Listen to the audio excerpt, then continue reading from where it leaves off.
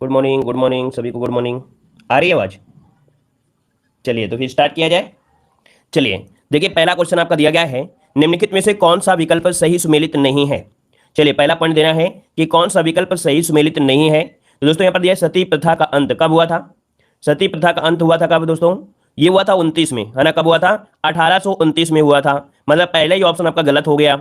नरबली का जो दमन हुआ था वो आपके 1844 में। दास प्रथा का अंत हुआ था 1843 में। विधवा पुनर्विवाह अधिनियम 1856। पहला ऑप्शन क्या हो गया? गलत हो गया दोस्तों, है ना। चलिए, लॉर्ड विलियम बेंटिंक ने सती प्रथा को 1829 में समाप्त किया था। क्लियर है? आगे बढ़िए। क्वेश्चन दिया गया है कि त्रिपिटक निम्नलिखित में से किससे संबंधित है। त्रिपिटक किससे संबंधित है 2 नंबर में। तो दोस्तों यहाँ पर 2 ऑप्शन आने शुरू हो गए हैं और जवाब आ रहा है बी नंबर। सही जवाब है यहाँ पर बौद्धों से जुड़ा हुआ है। ऑप्शन बन जाएगा आपका बी नंबर, राइट हो जाएगा। और यहाँ पर 3 पिटक आपके हैं, सुत्त पिटक, विनय पिटक और आपका अभिधम्म पिटक। आगे बढ़िए। क्वेश्चन दिया गया है, बोध गया एक महत्वपूर्ण बौद्ध तीर्थ केंद्र क्यों है। चलिए बताइएगा कि बोध गया एक महत्वपूर्ण बौद्ध तीर्थ केंद्र क्यों है। तो यहाँ पर दोस्तों क्या हुआ था, यहाँ पर देखिए, क्योंकि गौतम बुद्ध ने यहाँ पर ज्ञान प्राप्त किया था ना। गौतम बुद्ध ने यहाँ पर ज्ञान की प्राप्ति की थी। तो ऑप्शन क्या बनेगा? बी नंबर आपका राइट हो जाएगा। आगे बढ़िए। क्वेश्चन दिया गया है, डिस्कवरी ऑफ इंडिया पुस्तक के लेखक कौन है। डिस्कवरी ऑफ इंडिया पुस्तक के लेखक इनमें से कौन हो जाएंगे। चलिए 4 नंबर का ऑप्शन क्या बनेगा। चलिए, डिस्कवरी ऑफ इंडिया दोस्तों यहाँ पर जवाहरलाल नेहरू। क्या बनेगा? जवाहरलाल नेहरू, जो कि ऑप्शन क्या है आपका बी नंबर है। अगला है, ए नेशन इन मेकिंग के लेखक कौन है। ए नेशन इन मेकिंग के लेखक कौन है दोस्तों? 5 नंबर में जवाब देना है। चलिए 5 की अगर बात करें तो ऑप्शन आ रहा है ए नंबर, कुछ लोगों ने दिया है और जवाब आपने बिल्कुल सही चुना है। आपका जवाब हो जाएगा सुरेंद्र नाथ बनर्जी। दोस्तों याद रखिएगा कि ए नेशन मेकिंग पुस्तक के लेखक सुरेंद्र नाथ बनर्जी हैं। आगे बढ़िए। क्वेश्चन दिया गया है कि 1857 के प्रथम स्वतंत्रता विद्रोह में भाग लेने वाली प्रसिद्ध महिला स्वतंत्रता सेनानी कौन थी, जो 1857 में भाग लिया था। दोस्तों इनका नाम क्या है? इनका नाम है बेगम हजरत महल, जो कि कहां से? अवध से थी। अर्थात ऑप्शन क्या बनेगा? यहाँ पर डी हो जाएगा। अगला, भारतीय राष्ट्रीय कांग्रेस के अधिवेशन की सर्वप्रथम किस मुसलमान ने अध्यक्षता किया था। और ये भी क्वेश्चन आप देख सकते हैं, हमेशा से मिल रहा होगा, है ना। यहाँ पर 7 का ऑप्शन बनेगा आपका डी नंबर है, बदरुद्दीन तयाबजी। दोस्तों ठीक है, बदरुद्दीन तयाबजी। यहाँ पर जो आंसर है 7 नंबर में वो आपका डी नंबर है, राइट हो जाएगा। चलिए आगे बढ़ते हैं। क्वेश्चन दिया गया है कि मुगल चित्रकला किसके नेतृत्व में अपने शीर्ष पर पहुंची थी। किसके नेतृत्व पे अपने शीर्ष पर पहुंची थी दोस्तों? यहाँ पर क्या हो जाएगा? 8 नंबर में। चलिए 8 का ऑप्शन आना शुरू हो गया है और यहाँ पर देखिए 8 का ऑप्शन आ रहा है बी नंबर। चलिए देखिए 8 नंबर में जिन लोगों ने बी जवाब दिया है, बिल्कुल सही जवाब दिया है, जहांगीर इसका आंसर है, राइट हो जाएगा। याद रखिए, जहांगीर के शासन काल को मुगल चित्रकला का स्वर्ण युग माना जाता है दोस्तों, याद रखिएगा, है ना। वह स्वयं चित्रकला का एक पारखी व्यक्ति था दोस्तों, है ना। यहाँ पर उस्ताद मंसूर अबुल हसन जहांगीरी के दरबार के प्रसिद्ध चित्रकार हुआ करते थे। आगे बढ़िए। क्वेश्चन दिया गया है, निम्नलिखित में से किस क्रांतिकारी द्वारा द फिलॉसफी ऑफ बॉम्बे नामक पुस्तक लिखी गई थी। द फिलॉसफी ऑफ बॉम्बे नामक पुस्तक लिखी गई दोस्तों। 9 नंबर में ऑप्शन क्या हो जाएगा? B number. चलिए कुछ लोगों ने बी दिया है और सभी लोग जवाब दीजिए। सभी लोगों का भी है। चलिए कुछ लोगों ने यहाँ पर ये दिया है, लेकिन राइट आंसर बिल्कुल सही है, भगवती चरण बोहरा इसका आंसर दोस्तों, राइट हो जाएगा। भगवती चरण बोहरा इसका आंसर होगा। आगे बढ़िए। क्वेश्चन दिया गया है कि अमीर खुसरो, जिन्हें कव्वाली का पिता एवं भारत का तोता भी कहा जाता है, किसके दरबार में दरबारी कवि आपके रहे हैं। चलिए यहाँ पर देखिए 10 नंबर में बिल्कुल इजी क्वेश्चन है, आपने बहुत बार पढ़ा होगा, है ना। यहाँ पर जो आंसर आपका है अलाउद्दीन खिलजी, ऑप्शन बनेगा आपका डी नंबर है, अलाउद्दीन खिलजी इसका आंसर राइट हो जाएगा। भारत में कव्वाली का पिता भी कहा जाता है ना। आगे बढ़िए। क्वेश्चन दिया गया है, विश्व की सबसे बड़ी पर्वत श्रृंखला कौन सी है। विश्व की सबसे बड़ी पर्वत श्रृंखला दोस्तों यहाँ पर पूछा गया है, बड़ी पूछा गया है, ना कि ऊंची पूछा गया है ना। तो जब बड़ी पूछा जाए तो आपको क्या जवाब देना है? एंडीज पर्वतमाला बताना है। एंडीज पर्वतमाला है, ऑप्शन आपका आएगा यहाँ पर सी नंबर। आगे बढ़िए। क्वेश्चन दिया गया है, निम्नलिखित में से कौन सा भारतीय राज्य अरब सागर से सीमा नहीं बनाता है। कौन सा ऐसा भारतीय राज्य है दोस्तों जो अरब सागर से सीमा नहीं बनाता है। आपका राइट आंसर क्या हो जाएगा? चलिए देखिए, आपका 12 नंबर की अगर बात करें तो दोस्तों 12 नंबर में ऑप्शन क्या हो जाएगा? चलिए देखिए, आपका गुजरात है, केरल है, गोवा है, लेकिन आपके उड़ीसा आपका नहीं है दोस्तों। तो ऑप्शन क्या हो जाएगा? आपका डी नंबर है, राइट हो जाएगा। केरल बनाता नहीं भाई, अरब सागर। अरे यार, यहाँ पर ये अरब सागर है ना, तो अरब सागर में गुजरात तो है ही है, गोवा भी है, केरल भी है, तो क्या यहाँ पर उड़ीसा तो यहाँ पर है ना, तो ऑप्शन क्या बनेगा? उड़ीसा ही तो हो जाएगा ना। चलिए आगे बढ़िए। क्वेश्चन दिया है, वायु का लगभग कितना भाग ऑक्सीजन, यहाँ पर पूछा गया है कि वायु का लगभग कितना भाग ऑक्सीजन होता है दोस्तों, यहाँ पर जवाब दीजिएगा। चलिए 13 का ऑप्शन यहाँ पर देखिए, काफी लोग जवाब दे रहे हैं। यहाँ पर आपका जवाब सी नंबर कह रहे 2 और 3। अच्छा, और प्रयास करिए सभी लोग। दोस्तों यहाँ पर क्या होता है कि वायु का लगभग 1:5, मतलब देखा जाए कि इसमें जो आपका ऑक्सीजन होती है वो आपका 1 होती है और जो 5 होता है वो नाइट्रोजन, क्योंकि नाइट्रोजन लगभग कितना होता है? इतना % होता है, ठीक है ना, इतना % हो जाएगा। और ऑक्सीजन जो होती है वो कितनी होती है? यहाँ पर आपका लगभग 21% होती है। तो काट कर देखिए क्या हो जाएगा, 20 चौको 80 बनेगा ना, 20 चौको 80, मतलब ये 1 पॉइंट, ये वाला हो जाएगा बी वाला भाई, 1:4 बनेगा। है ना, क्योंकि अनुपात कितना होता है 78 होता है, किसका, नाइट्रोजन का होता है, ऑक्सीजन का 21 होता है। लगभग अगर आप काटेंगे तो बीचों को 80 कटेगा ना, तो 1:4 हो जाएगा। क्या हो जाएगा यहाँ पर, बी वाला आपका ऑप्शन हो जाएगा आपका 1:4 बन जाएगा। क्लियर हुआ दोस्तों, क्लियर हुआ ना। अब इसमें कोई नई चीज नहीं है, हमने यहाँ पर खुद ही आपको मालूम है कितना परसेंटेज इसका होता है, इसका होता है, काट के आप लोग निकाल सकते थे। ठीक है, चलिए यहाँ पर जो आंसर बनेगा आपका बी हो जाएगा। आगे बढ़िए, क्वेश्चन आपसे दिया गया है, कह रहा है अंडमान और निकोबार तथा लक्षद्वीप समेत भारत की कुल तटीय रेखा की लंबाई लगभग कितनी है। चलिए दोस्तों, यहाँ पर 14 नंबर की अगर बात करें तो आपका कह रहा है कि अंडमान निकोबार तथा लक्षद्वीप समेत भारत की कुल तटीय लंबाई। जब कुल तटीय लंबाई पूछ ली तो दोस्तों आपको बताना क्या है, यहाँ पर 7500 किलोमीटर बताना है, 7500 ऑप्शन बनेगा आपका सी नंबर, क्योंकि 61 तो आपकी ऑलरेडी होती है जो तटीय राज्य हैं। अब यहाँ पर अंडमान निकोबार, साथ में यहाँ पर ये भी पूछ लिया। अगला बताइएगा, भारत में सबसे लंबी नदी कौन सी है। भारत में सबसे लंबी पूछा गया दोस्तों, तो भारत में सबसे लंबी नदी इनमें से कौन निकलेगी। चलिए, गंगा नदी बिल्कुल सही है। देखिए आपका जवाब हो जाएगा सी नंबर, गंगा नदी, है ना, ये सबसे लंबी नदी आपकी है, लगभग 2525 किलोमीटर इसकी लंबाई है। क्लियर है। अगला बताइएगा कि भारत में किस राज्य में सर्वाधिक साक्षरता दर है। भारत में किस राज्य में सर्वाधिक साक्षरता दर है दोस्तों, यहाँ पर जवाब देना है। दोस्तों वीडियो को भी लाइक करिएगा जितने लोग यहाँ पर जुड़ गए हैं, है ना, जितने लोग यहाँ पर जुड़ गए हैं। डेली देखो दोस्तों, आप लोग क्लास लेते हैं, सपोर्ट शेयर करते रहिए। जितने लोग जुड़े हैं तो लाइक का बटन भी दबा दिया करिए दोस्तों, जितने लोग जैसे जुड़ते हैं, है ना। लाइक तो आप लोग कर देते हैं, क्लास के बाद में भी कर देते हैं, लेकिन थोड़ा स्टार्टिंग में जब हम पढ़ा रहे होते हैं तो हमें भी अच्छा लगता है कि नहीं, आप लोग साथ साथ में लाइक शेयर कर देते हैं। तो सभी लोग लाइक शेयर कर दीजिएगा, ठीक है। चलिए यहाँ पर देखो, क्वेश्चन दिया गया है कि भारत में किस राज्य में सर्वाधिक साक्षरता दर है दोस्तों। 16 नंबर का ऑप्शन क्या बन जाएगा, यहाँ पर 16 का ऑप्शन बनेगा आपका नंबर आपके केरल में हो जाएगा, केरल में हो जाएगा। ठीक है, चलिए आगे बढ़िए। क्वेश्चन दिया गया है, दो या अधिक राज्यों के मध्य होने वाले व्यापार को बताने के लिए कौन सी शब्दावली प्रयुक्त की जाती है। देखिए दोस्तों, दो देश हों या दो से अधिक देश हों और उनके बीच होने वाला जो व्यापार होता है उसको हम लोग क्या बोलते हैं दोस्तों। 17 नंबर का ऑप्शन क्या हो जाएगा दोस्तों, 17 नंबर का ऑप्शन यहाँ पर सी हो जाएगा। यहाँ पर अंतर्राष्ट्रीय व्यापार ऑप्शन बनेगा आपका, अंतर्राष्ट्रीय व्यापार सी नंबर राइट हो जाएगा। और आगे बढ़ते हैं, क्वेश्चन आपसे अगला पूछा गया है कि रोजगार के अवसरों की कमी की सबसे सही व्याख्या इनमें से क्या है। रोजगार के अवसर की जो कमी है इसकी सही व्याख्या दोस्तों यहाँ पर कौन सा ऑप्शन राइट हो सकता है। चलिए यहाँ पर जो आंसर होगा, राइट आंसर में से क्या हो जाएगा, तो पहला पॉइंट देखिएगा, यहाँ पर दिया गया है, कह रहा है मजदूरों को अपने किए गए कार्य की मजदूरी नहीं मिलती है। श्रमिक जितना काम करने में सक्षम है उसे काम कर रहे हैं, मजदूर अत्यंत शिथिल तरीके से काम कर रहे हैं। तो दोस्तों हमने बताया भी था यहाँ पर ऐसा क्वेश्चन है, देखो यहाँ पर सी नंबर है, ये रोजगार के अवसर की कमी की सबसे सही व्याख्या है कि मजदूर अत्यंत शिथिल तरीके से काम कर रहे हैं। यहाँ पर आंसर जो आपको बताना है वो आपका सी नंबर है, राइट हो जाएगा सी नंबर। यहाँ पर रोजगार के अवसर की कमी आपको दिया गया है। आगे बढ़िए, क्वेश्चन दिया गया है कि ब्रिटिश शासन के आगमन से पहले भारत की स्वतंत्र अर्थव्यवस्था थी, उस समय निम्नलिखित में से कौन सा प्रमुख व्यवसाय नहीं था। दोस्तों बताइएगा कि जब भारत में ब्रिटिश का आगमन हुआ उससे पहले भारत की स्वतंत्र अर्थव्यवस्था थी, उस समय कौन सी चीज आपकी नहीं थी। दोस्तों यहाँ पर देखिए, यहाँ पर कृषि भी था, है ना, हस्तशिल्प भी था, निर्माण कार्य भी चल रहे थे, ऐसा नहीं कि निर्माण कार्य ना चल रहे हूँ, लेकिन दोस्तों पर्यटन को बढ़ावा नहीं मिला था, है ना। यहाँ पर जो ऑप्शन डी नंबर है, पर्यटन, ये नहीं था, क्योंकि इनके आने से ही सब चीज़ें बनी हैं।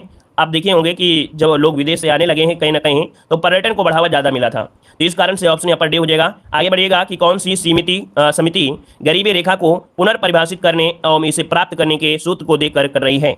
यहाँ पर 20 नंबर का जवाब देना है। और यहाँ पर देखिए कह रहा है गरीबी रेखा को, तो ये आपका तेंदुलकर समिति थी दोस्तों। कौन सी, तेंदुलकर समिति, जिसका भी ऑप्शन आ रहा है यहाँ पर बी वाला आपका राइट हो जाएगा। अगला है, भारत के केंद्रीय मंत्रिमंडल में कितने जो अधिकतम मंत्री हो सकते हैं, कितने हो सकते हैं। चलिए यहाँ पर एक संशोधन भी किया गया था, है ना, और संशोधन के तहत बताया भी गया था कि 91 नंबर का संशोधन हुआ था 2003 के माध्यम से। तो इसका जो ऑप्शन बनेगा क्या हो जाएगा 21 नंबर में ऑप्शन। सभी लोग जवाब दीजिए भाई, 15% बिल्कुल सही आ गया है, सभी का जवाब सही है। 15% से अधिक नहीं हो सकते ये दोस्तों, याद रखिएगा। कुल संख्या लोकसभा के सदस्यों की कुल सहित मंत्रियों की, है ना, यहाँ पर 15% से अधिक नहीं हो सकती। अगला बताइएगा, निम्नलिखित में से कौन सा विकल्प सही सुमेलित नहीं है, कौन सा विकल्प सही सुमेलित नहीं है, क्वेश्चन नंबर 22 देना है। और 22 की अगर बात करें दोस्तों, तो यहाँ पर देखिए अनुच्छेद जो आपका 17 है अस्पष्टता का अंत दिया है, अनुच्छेद 21 निजता का अधिकार है, अनुच्छेद 40 ग्राम पंचायत का गठन है, और 50 में दिया गया मद्य निषेध। दोस्तों यहाँ पर 50 नंबर में क्या जो होता है, कार्यपालिका का न्यायपालिका से पृथककरण है, मतलब ऑप्शन डी नंबर जिसका भी आ रहा है बिल्कुल राइट हो जाएगा। दोस्तों सभी के जवाब नहीं आ रहे हैं, सभी के जवाब नहीं आ रहे हैं, कुछ ही लोग हैं क्या पढ़ने वाले, कुछ ही स्टूडेंट है क्या। सभी लोग प्रयास करिए कि सभी लोग कमेंट किया करें। बहुत लोग तो कमेंट करते रहते हैं, कुछ लोग देखा करते हैं उनका, है ना, तो देखने वाली क्या बात होती है। आप लोग भी एग्जाम में बैठोगे और आप लोग भी मेहनत करोगे, आप लोग भी आगे आओगे, तो सब लोग कमेंट करिए तो हमें भी अच्छा लगता है, ठीक है ना। चलिए, मौलिक कर्तव्यों से संबंधित अनुच्छेद 51 का ए संविधान द्वारा शामिल किया गया। तो जो अनुच्छेद का 51 का ए है, ये जो शामिल किया गया, ये कब शामिल किया गया था। चलिए, जो कि मौलिक कर्तव्यों से संबंधित है। तो दोस्तों यहाँ पर 42वां संविधान संशोधन 1976, 42वां संविधान संशोधन 1976 के तहत ये आपका जोड़ा गया था दोस्तों, है ना। तब उसमें जब जोड़ा गया था तब आपके 10 मूल कर्तव्य थे, लेकिन वर्तमान में कितने हो गए हैं, 11 हो चुके हैं मूल कर्तव्य। आगे बढ़िए, क्वेश्चन दिया गया है कि भारतीय संविधान का निम्नलिखित में से कौन सा अनुच्छेद विधिक समता यानी कानून के सामने समानता से संबंधित है।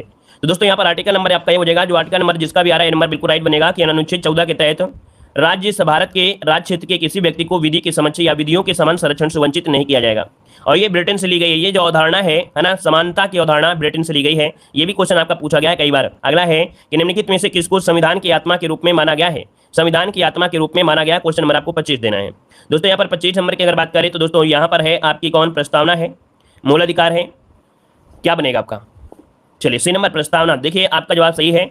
उद्देशिका को संविधान की आत्मा के रूप में जाना जाता है, प्रस्तावना को ही उद्देशिका कहते हैं दोस्तों, ठीक है, प्रस्तावना को ही उद्देशिका भी कहते हैं। आगे बढ़िए, क्वेश्चन दिया गया है कि न्यूक्लियर बम बनाने के लिए किसका उपयोग किया जाता है? न्यूक्लियर बम बनाने के लिए किसका उपयोग करते हैं? 26 नंबर।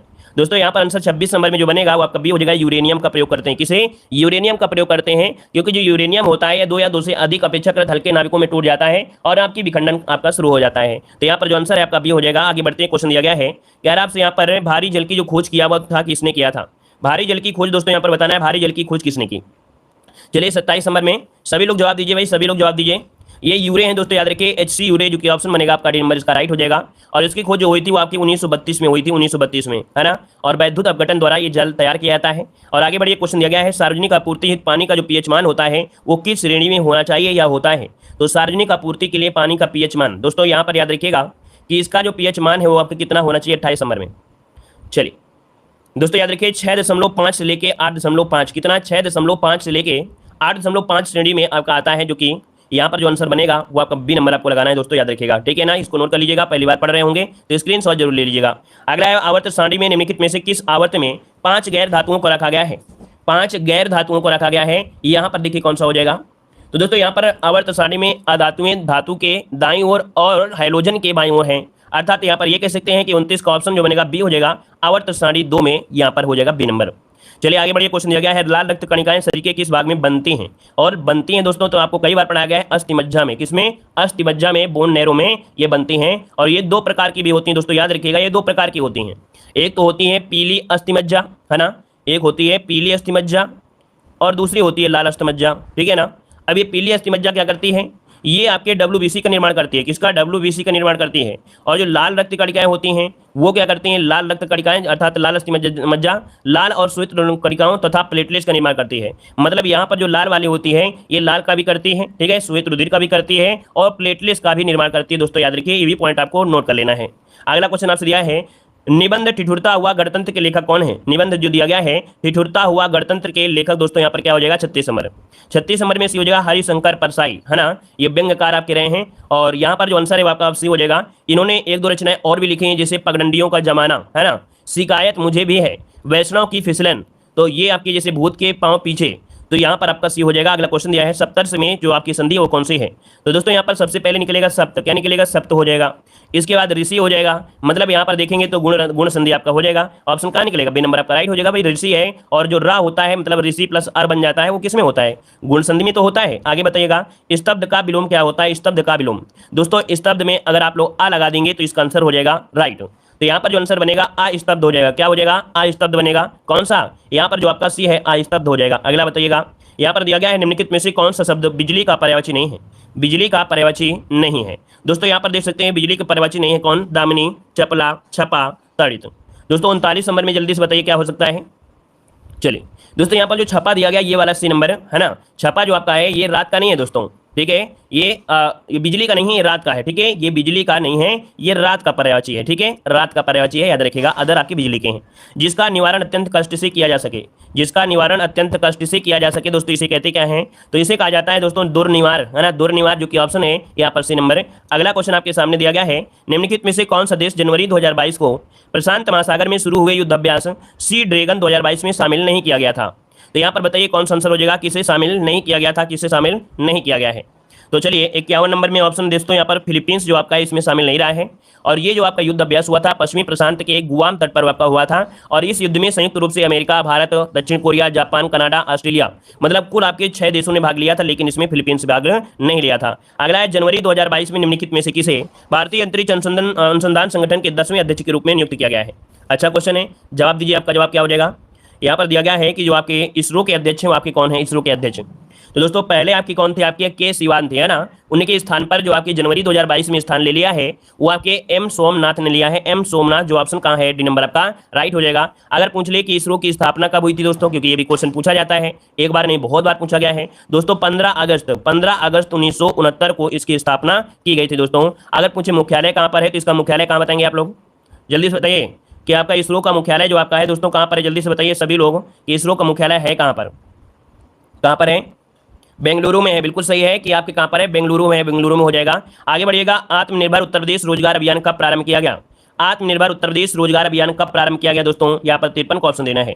सभी लोग भाई वीडियो को लाइक शेयर जरूर कर दीजिएगा, जितने लोग अभी जुड़े हैं या पहले जुड़े थे वो लाइक शेयर नहीं किया है दोस्तों, तो वीडियो की लाइक की संख्या भी दोस्तों लगभग बराबर कर दिया करें, है ना। हमें भी अच्छा लगता है कि हम आप लोगों के लिए इतनी मेहनत करते हैं और आप लोग भी इसका रिस्पॉन्स मिलता है। हमें भी लगता है कि नहीं आप लोगों के अंदर भी ऐसी भावना है कि नहीं सर भी हमारे साथ मेहनत कर रहे हैं, तो सर के साथ जुड़कर भी हमें सर का भी सहयोग करना चाहिए। चलिए देखो 53 नंबर में दोस्तों आपका जो आंसर है यहाँ पर सी हो जाएगा 26 जून 2020 को दोस्तों, ठीक है। 26 जून 2020 को इसकी शुरुआत हुई थी और इसका मुख्य उद्देश्य था कि कोविड-19 के दौरान वापस आए जो सभी प्रवासी कामगार थे उनको रोजगार प्रदान किया जाए, ठीक है ना। और इस रोजगार के अभियान में कुल 31 जिलों को शामिल किया गया था। यहाँ पर आगे बढ़िए क्वेश्चन दिया गया है, कह रहा है दिसंबर 2021 में नीति आयोग द्वारा जारी राज्य स्वास्थ्य सूचकांक के चौथे संस्करण में निम्नलिखित में से किसे अपने छोटे राज्यों की श्रेणी में सर्वश्रेष्ठ प्रदर्शन सूचकांक किया है, सर्वश्रेष्ठ प्रदर्शन किया है।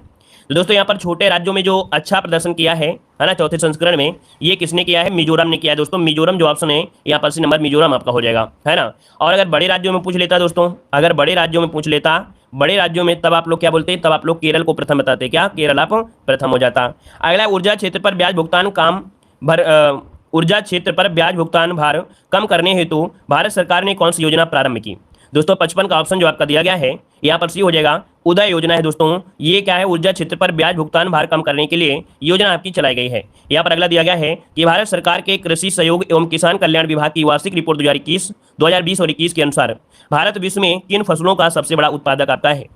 तो भारत यहाँ पर पूछा गया भारत कौन से उत्पादक है दोस्तों, तो देखो यहाँ पर जो आपका आम का उत्पादन करता है और पपीता के उत्पादन में भारत तो आपका है सबसे नंबर 1 में है दोस्तों, याद रखिएगा, ठीक है ना। चलिए आगे बढ़िए, क्वेश्चन दिया गया है, मतलब इसका ऑप्शन जो बनेगा डी हो जाएगा। अगला है कि भारतीय अंतर्राष्ट्रीय व्यापार मेला 2021 के संदर्भ में कौन सा कथन आपका सही दिया गया है। तो 57 वाले में देखिए क्या बन सकता है आपका, कह रहे हैं इसका आयोजन नवंबर 2021 में जयपुर जो कि राजस्थान में किया गया था और इसका मुख्य विषय था आत्मनिर्भर भारत था। तो दोस्तों यहाँ पर बताइए क्या आंसर इसमें से राइट हो जाएगा। इसका जो आयोजन किया गया था दोस्तों ये दिल्ली में किया गया था, ना कि जयपुर में। कहाँ पर किया गया था, ये दिल्ली में जो प्रगति मैदान है, दिल्ली के प्रगति मैदान पर किया गया था, ठीक है ना। तो दोस्तों यहाँ पर आपका जो आंसर होगा केवल बी नंबर इसका राइट हो जाएगा, ठीक है। चलिए आगे बढ़ते हैं, क्वेश्चन आपसे अगला पूछा गया है, यहाँ पर दिया गया है भारत की राष्ट्रीय अर्थव्यवस्था का सबसे बड़ा स्रोत क्या है। तो दोस्तों याद रखिए ये क्वेश्चन आपका पिछली बार भी पूछा गया था, है ना। और आपकी जो अर्थव्यवस्था में सबसे बड़ा स्रोत है वो आपकी सेवा क्षेत्र का हो चुका है। हमने इसको लगातार आपको बताते चल रहे हैं क्योंकि आप लोगों के दिमाग में वही कृषि भरी हुई है, लेकिन कृषि ने बहुत पीछे छोड़ दिया है, कृषि को बहुत पीछे छोड़ दिया है। अब यहाँ पर सेवा क्षेत्र आपका आगे आ गया है दोस्तों, याद रखिएगा। और जिस देश में सेवा क्षेत्र आगे हो जाता है वो देश कहीं ना कहीं डेवलप की ओर बढ़ता है। अगला, निम्नलिखित राज्यों में केंद्र शासित प्रदेशों में से किसने ई राशन कार्ड जो सेवा है वो उसने प्रारंभ किया है। तो दोस्तों ई राशन कार्ड सेवा जो आपके प्रारंभ किया है वो आपका कौन सा है, तो दोस्तों यहाँ पर दिल्ली इसका आंसर बनेगा आपका, डी नंबर दिल्ली इसका आंसर हो जाएगा, दिल्ली, ठीक है। ये भारत का पहला राज्य केंद्र शासित प्रदेश है जिसने ई राशन कार्ड सेवा प्रारंभ किया है।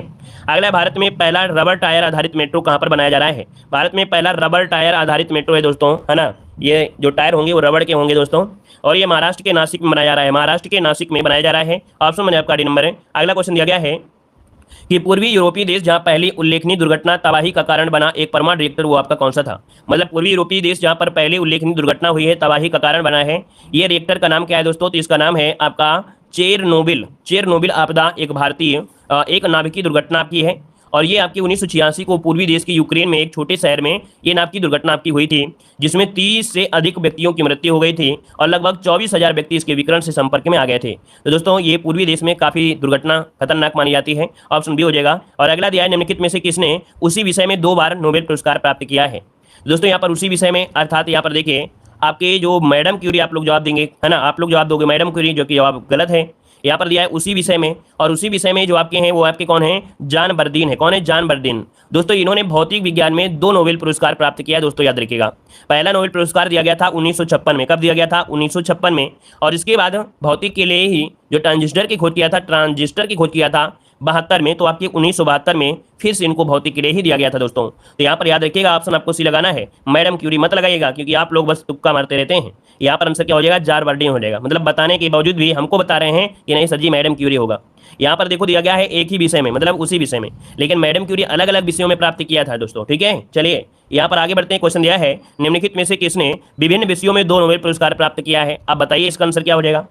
अगर उसका आप लोग बी बता रहे थे तो इसका भी बता दीजिए दूसरा, क्यों भाई, अगर उसका आप लोग बी बता रहे थे तो अब इसका भी बताइए, दूसरा कुछ इसका भी निकाल दीजिएगा। एक में कोई एक तो गलती करिए भाई, कि दोनों में एक जैसा हो जाएगा, दोनों क्वेश्चन एक जैसे तो है नहीं है। चलिए तो दोस्तों यहाँ पर 63 नंबर की अगर बात करें तो 63 नंबर में क्या हो जाएगा, मैडम क्यूरी यहाँ पर आंसर आपका राइट हो जाएगा। ठीक है ना, यहाँ पर जो आंसर बनेगा आपका मैडम क्यूरी हो जाएगा। और कह सकते हैं कि इनको पहला जो मिला था 1903 में मिला था। कब मिला था, 1903 में मिला था, जो कि भौतिक के लिए मिला था। इसके बाद इनको 1911 में मिला था, जो कि रसायन के लिए मिला था। तो यहाँ पर कह सकते हैं इसका जो आंसर आपका बनेगा ए नंबर। ठीक है, दोनों क्वेश्चन ना होते तो आप लोग परेशान कर लेते थोड़ी देर के लिए, फिर आप लोग भी सर्च करते, इसके बाद गूगल बाबा से ढूंढते रहते क्या होगा क्या नहीं है, दोनों क्वेश्चन ये साथ में मिल गए थे। चलिए यहाँ पर जो चीज़ आप लोगों ने ज़्यादा पढ़ा है ना उसी बस फोकस करते हैं और कोई नहीं है। चलिए अगला क्वेश्चन दिया गया है कि निम्नलिखित में से कौन से युग्म आपके सही ढंग से मेल नहीं खाते हैं। दोस्तों यहाँ पर दिया गया है कि निम्नलिखित में से कौन से युग्म सही ढंग से मेल नहीं खाते हैं 64 नंबर में। तो दोस्तों कह रहा है पुराने पत्रों का एक समूह जवाहरलाल नेहरू दिया गया है। इसके बाद यहाँ पर आपको दिया गया है कि समय का संक्षिप्त इतिहास। दोस्तों समय का संक्षिप्त इतिहास जो पुस्तक है वो अल्बर्ट आइंस्टीन ने नहीं लिखा है, तो लिखा किसने है दोस्तों, ये स्टीफन हॉकिंस। कौन है, स्टीफन हॉकिंस, जिनकी अभी कुछ सालों पहले मृत्यु हुई है। तो ये स्टीफन हॉकिंस ने, ये स्टीफन का है। ठीक है ना, वहीं पर आ मिडसर नाइट्स ड्रीम ये विलियम शेक्सपियर की है। राजनीतिक अर्थव्यवस्था की आलोचना में योगदान ये मार्क्सी है। तो गलती आपकी बी नंबर है। अगला दिया गया है, निम्नलिखित में से किस संस्थान को प्रथम आईआईटी के रूप में स्थापित किया गया था। दोस्तों सबसे पहले आईआईटी जो स्थापित की गई थी वो आपकी कौन सी है। तो यहाँ पर 65 नंबर में ऑप्शन बनेगा क्या, यहाँ पर देखिए जो आपका आईआईटी खड़गपुर है ना, क्या है, आईआईटी जो खड़गपुर है सबसे पहले स्थापित की गई, सी नंबर आपका राइट हो जाएगा। और आगे बढ़िए, क्वेश्चन दिया गया है, कह रहा है बेटों वाली विधाता किसके द्वारा लिखी गई लघु कथा है। बेटों वाली बेटों वाली विधवा किसके द्वारा लिखी गई लघु कथा है। दोस्तों ये कथा आपकी मुंशी प्रेमचंद की है, ऑप्शन बी हो जाएगा, मुंशी प्रेमचंद का हो जाएगा। अगला दिया गया, निम्नलिखित में से कौन सी किताब सरोजिनी नायडू द्वारा लिखित नहीं है। तो ये क्वेश्चन दोस्तों बार बार पूछे जा रहे हैं, ऐसा क्यों है। ये क्वेश्चन आपको देखो लगभग हमने 5-6 मॉडल पेपर में सेम टू सेम क्वेश्चन पढ़ाया भी है। तो दोस्तों यहाँ पर बता दीजिए फिर आप लोग जल्दी से क्या हो जाएगा। यहाँ पर देखिए द गोल्डन है ना, द गोल्डन थ्रेड सोल्ड, ये आपकी इनकी नहीं है, ये जो आपकी है ये आपकी पुस्तक द वर्ड ऑफ टाइम पुस्तक की लेखक है। मतलब यहाँ पर जो आंसर आपका बी नंबर आपका राइट हो जाएगा। The broken wing, the golden, मतलब ऑप्शन जो आपका हो जाएगा आपका बी हो जाएगा। और ग्रीम ब्रदर्स, कौन है भाई, ग्रीम ब्रदर्स इसके, ग्रीम ब्रदर्स हो जाएंगे, ग्रीम ब्रदर्स इसके राइटर हैं। आगे बढ़िए, क्वेश्चन दिया गया है, कला का अभ्यास भारतीय उपमहाद्वीप के मिथिला क्षेत्र में किया जाता है। अर्थात यहाँ पर ये बताना है कि जो मिथिला में कौन सी कला का यहाँ पर कह सकते हैं क्षेत्र है, यहाँ पर कौन सी कलाकारी की जाती है। तो दोस्तों ये मधुबनी जानी जाती है, मथुरा जो कि मतलब जो आपका मिथिला है वो आपके बिहार में है, और बिहार में आपकी मधुबनी कैलसली आपकी ज़्यादा प्रसिद्ध है। अगला है तरला दलाल किस रूप में जाने जाते हैं। तरला दलाल किस रूप में प्रसिद्ध हैं। दोस्तों ये जो प्रसिद्ध हैं पाक कला विशेषज्ञ के रूप में प्रसिद्ध हैं, जिसमें पाक कला विशेषज्ञ के रूप में प्रसिद्ध हैं। यहाँ पर आंसर लॉक करिएगा, ए नंबर आपका राइट हो जाएगा। स्क्रीनशॉट ले लीजिए, नहीं तुक्का मारते रहेंगे कोई काम नहीं बनेगा। ठीक है ना, इसका जवाब आप लोग तुक्का मारिएगा, लेकिन स्क्रीनशॉट ले लीजिए ताकि दोबारा तुक्का ना मारना पड़े। आगे बताइएगा, गीत गोविंद पुस्तक के लेखक कौन है। तो यहाँ पर देखिए 70 नंबर में तो आप सभी लोग जवाब दे दोगे, है ना, कि बंगाल के जो सेन वंश के शासक थे कौन, लक्ष्मण देव, उनके दरबार में रहते थे। यहाँ पर जयदेव ऑप्शन में आपका डी नंबर। अगला गद्यांश जो दिया गया है दोस्तों, ये गद्यांश को हमने बहुत बार पढ़ाया है। और आज यहाँ पर देखो बिस्मिल्लाह खां के बारे में दिया गया है ना। जिन लोगों ने नहीं पढ़ा है तो पढ़ सकते हैं, लेकिन देखिए हम आपको पढ़ के बता भी दे रहे हैं। कह रहा है काशी किसकी पाठशाला है दोस्तों। तो 71 नंबर में काशी किसकी पाठशाला है, संस्कृत की है दोस्तों। ठीक है, अगला है काशी की प्रतिष्ठा शास्त्रों में किस नाम से जानी जाती है। तो ये जानी जाती है आनंद कानन के नाम से जानी जाती है। संकट मोचन मंदिर काशी में कहाँ पर स्थित है। तो ये आपके शहर से दक्षिण दिशा में आपका है। काशी में संगीत सभा में कौन अवश्य उपस्थित होते रहते थे। तो बिस्मिल्लाह खां होते थे। अगला बिस्मिल्लाह खां की शहनाई का प्याला किस ओर घुमा दिया जाता था। तो यहाँ पर क्या हो जाएगा आपका, विश्वनाथ व बालाजी मंदिर की दिशा की ओर घुमा देते थे। अगला दिया गया है ना, देखो ये गद्य। तो चलिए फिर आज की क्लास में रखते हैं। धन्यवाद सभी को, जय हिंद, वंदे मातरम।